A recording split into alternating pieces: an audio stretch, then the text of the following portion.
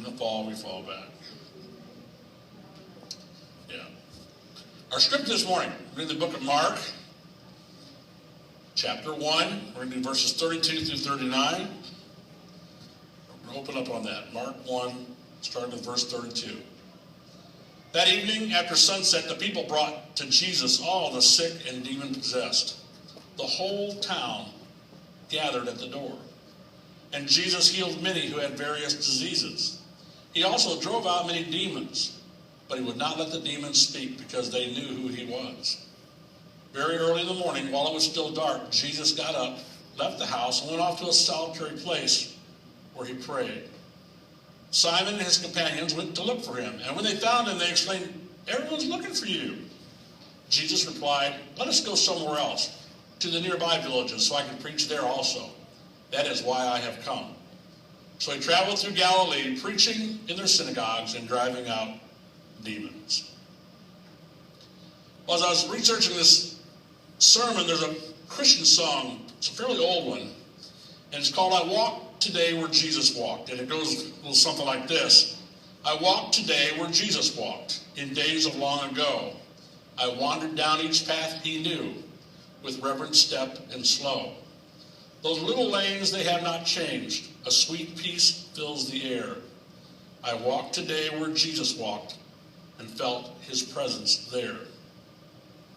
This is a song that's put together. It's a beautiful song about visiting Bethlehem, the hills of Galilee, the Mount of Olives, the mighty Jordan, and ultimately speaks of climbing the hill of Calvary, where on the cross he died, it says in the song. It's a beautiful song. It's been heard and sung by thousands of believers, but even more than that have actually had the privilege of going to the Promised Land. People have gone there to actually see the places where Jesus walked. Now, most of the time, if you do this, these are organized, guided tours. And folks get into these huge tour buses, and they're driven down the road to visit various holy sites where Jesus would have been in his time. But a few years ago, someone put together a 40-mile hiking path, and they've called it the Jesus Trail. Travelers can hire a guide, or you can just simply download the GPS coordinates from jesustrail.com, or pick up trail maps at the tourist sites. This path is meant to be hiked in 4 days, average about 10 miles a day. You can start off the trail in Nazareth and sleep in the town where Jesus lived as a little boy. And as you hike the trail, and you can stay at occasional guest houses if you'd like, or some just carry their tents and they camp out along the path as they go. The tour buses only stop at the kind of the big known holy sites, but this path lets you actually see the flowers, sense the feel of the land as you walk for 4 days, where Jesus walked. Wouldn't that be cool? I mean, I think I'd love to experience that trail. I've got another adventure in me. I never heard about this like I'm doing this. I think I'd like to try that sometime. But even for all that, it's just tourism. It's just sightseeing. Over the years, I've visited many large U.S. cities and even some in Canada and Mexico.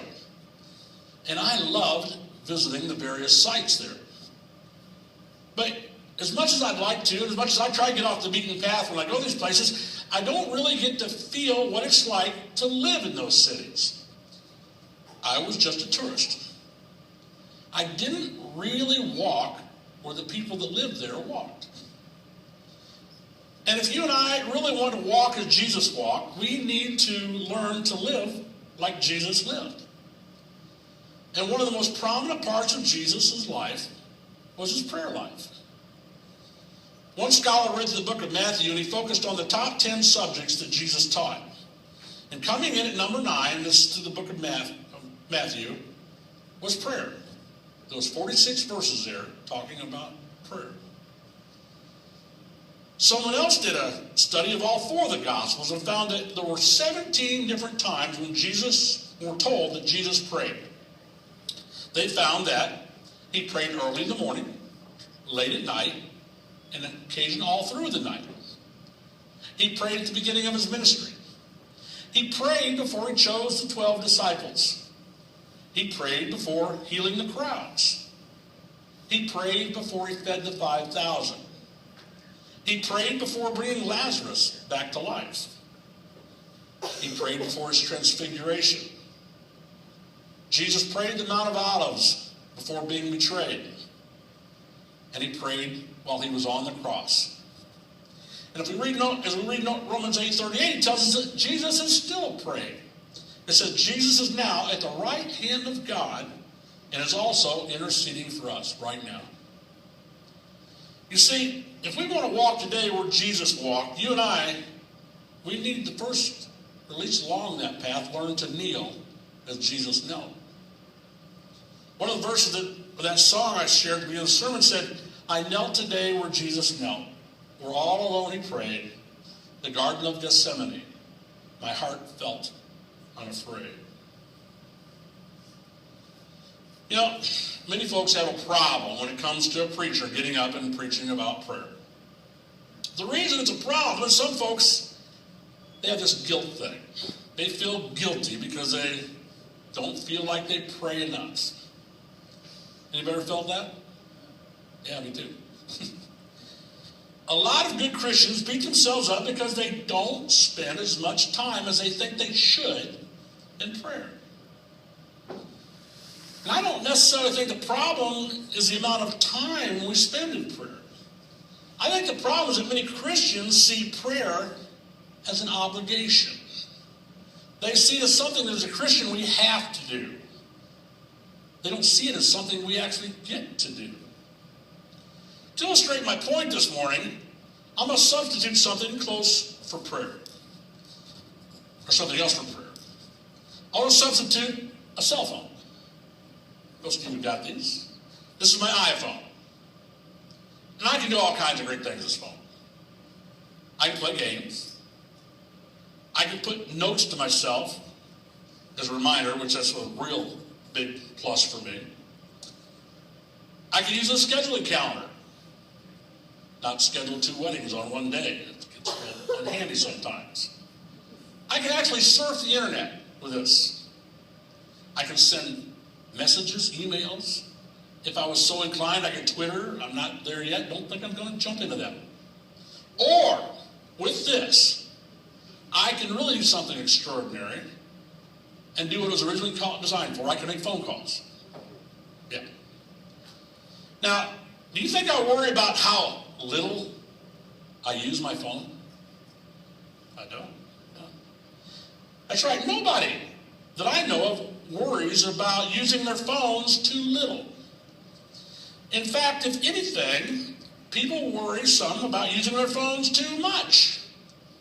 Because if they don't have a particular plan, their phone companies will charge you a hefty amount of money if you go over your limit. So folks like me, we pay for a cell phone plan called an unlimited plan.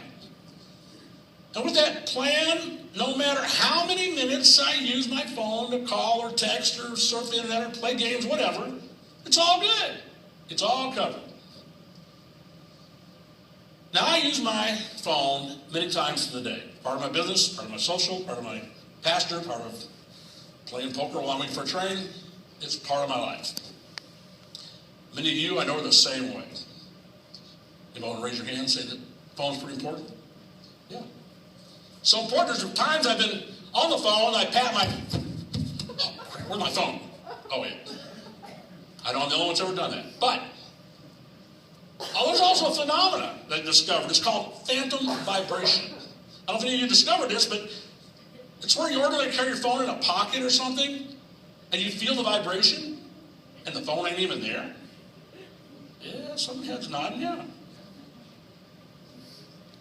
Nobody with an unlimited plan ever worries about using their phones too much.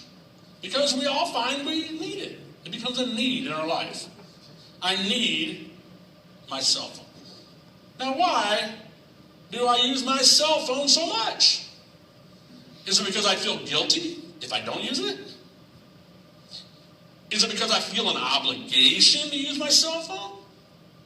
Of course not. I use my cell phone because I understand its value to me.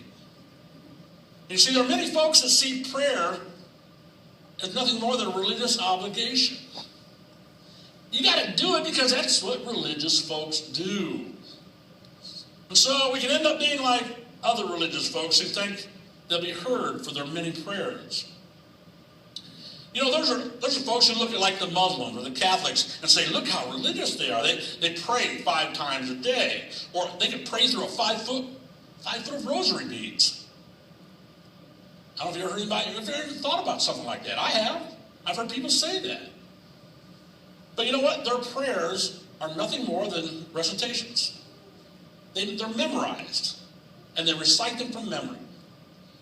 When I was a young teenager, I had a really good friend. His name was Bill Court. Bill was the only friend I had who went to Catholic school. Big guy, star of the football team. And he'd have to do his religious stuff for school. And I think